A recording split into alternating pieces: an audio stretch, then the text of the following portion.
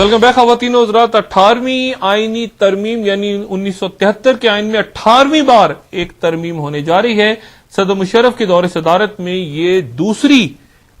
तरमीम होगी। इससे पहले 17वीं तरमीम आपको याद होगी जो MMA की मुआवनत से हुई, और 18वीं तरमीम जो मौजूदा हुकूमत यानी पीपल्स पार्टी की हुकूमत करने जा रही है, उसके सियासी असरात क्या मुरतब होंगे। टेलीफोन लाइन पे मेरे साथ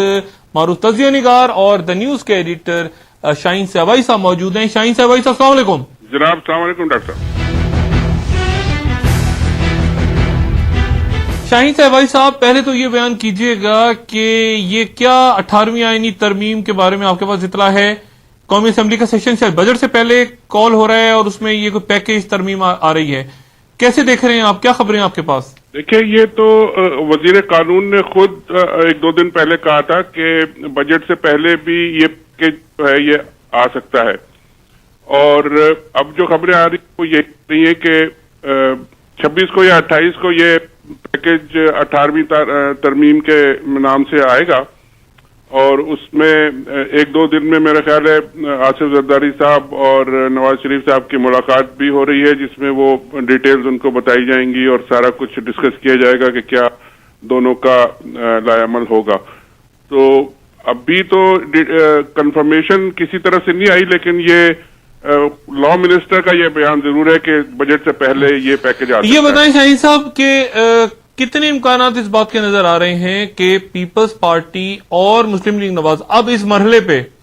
इस मुजव्वजा आईनी पैकेज पे आमादा हो जाएं और दोनों मिलकर इसे मंजूर करवाएं इस तरमीम को, और कितने इम्कानात हैं कि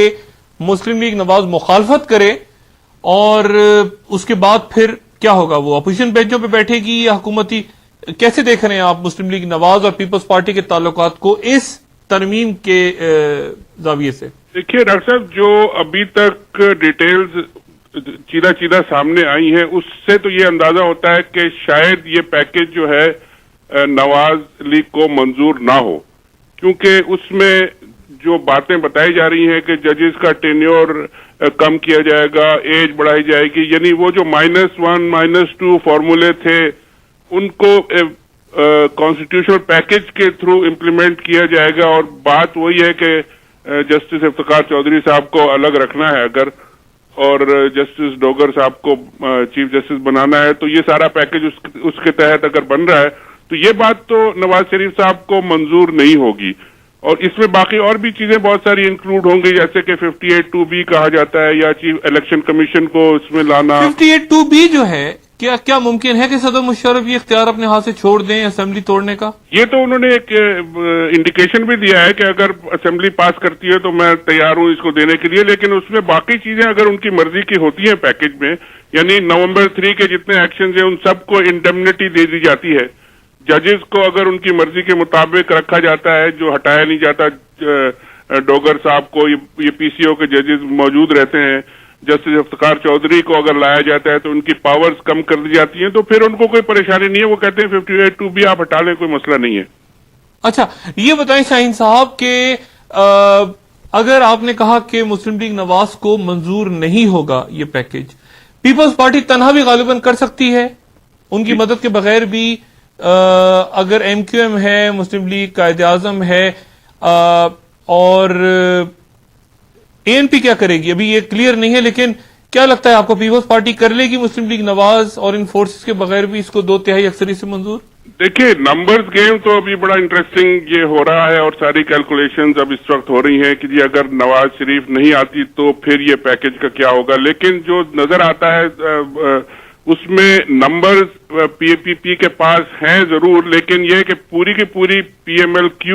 और मुशर्रफ के जितने जनरल मुशर्रफ के जितने साथी हैं या पुराने वजीर हैं या सेनेटर्स हैं, वो सब अगर मिल जाए, ANP भी मिल जाए, MQM भी मिल जाए, फाटा वाले भी मिल जाए, तो फिर नंबर्स इनके पास एक तरह से बन जाते हैं। ये अभी रफ कैलकुलेशन नहीं, लेकिन कुछ फॉरवर्ड ब्लॉक तो ऐसे हैं मुस्लिम लीग कायदे आजम के जो नवाज शरीफ की तरफ जाते नजर आ रहे हैं इस वक्त। बिल्कुल यही मसला है, इसमें चौधरी शुजात हुसैन साहब का जो रोल है वो एकदम बैलेंसिंग उनको रोल मिलने की नजर आ रहा है, क्योंकि अगर उनके पास अपना कोई 10-12 सेनेटर्स का ग्रुप है, सेनेट में असल में ये झगड़ा होगा, सबसे इम्पोर्टेंट झगड़ा जो होगा سینٹ کے نمبر جو ہے وہ سب سے امپورٹنٹ ہے، کیونکہ نواز شریف کے وہاں پہ سینٹ میں 2-4 ہی سینیٹرز ہیں،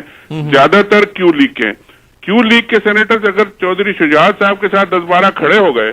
تو اس کا مطلب ہے کہ پھر وہ ہر چیز کو بلاک۔ وہ سینیٹر بھی ہیں جو اچانک خاموش ہو گئے ہیں، محمد علی درانی صاحب، طارق عظیم، سینیٹر طارق، یہ اچانک یعنی ان کا کچھ کلیئر نہیں کہ یہ کہاں پہ جائیں گے، اور کچھ تو ایسے ہیں جو کھل کے سامنے آ رہے ہیں، کچھ خاموش بھی ہیں اس وقت، اور ظاہر ہے کہ وہ بھی کوئی رول پلے کر دیں گے اچانک بیچ میں۔ ڈاکٹر صاحب کچھ پتہ نہیں کہ چودھری شجاعت صاحب کا خود اپنا رول کیا ہو، کیونکہ وہ بھی ابھی تھوڑے دن پہلے آپ کو یاد ہو کہ انہوں نے ایک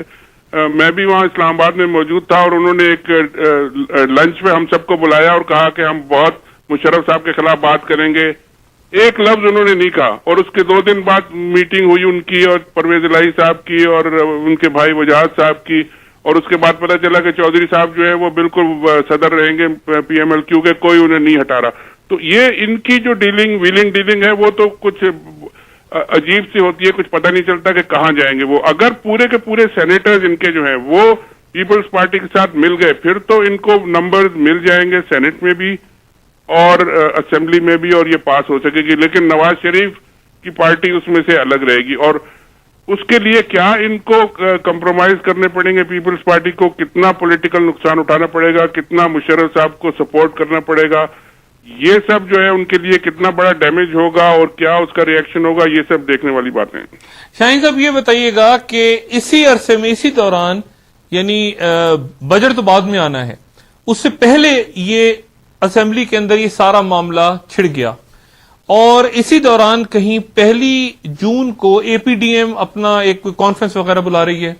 اس میں جماعت اسلامی بھی ہے۔ اب ٹھیک ہے، ان کی اسمبلی کے اندر پارلیمنٹ میں آپ جو نمائندگی ان کی رہی ہے پچھلے 60 سالوں میں، اس سے ہٹ کے، لیکن جماعت اسلامی بہرحال ایک بڑی اسٹریٹ پار تو ہے۔ پھر عمران خان ہے، اچک زئی ہیں، یہ باقی لوگ ہیں، مسلم لیگ نواز، اور یہ وکلا تحریک پہ 10 تو،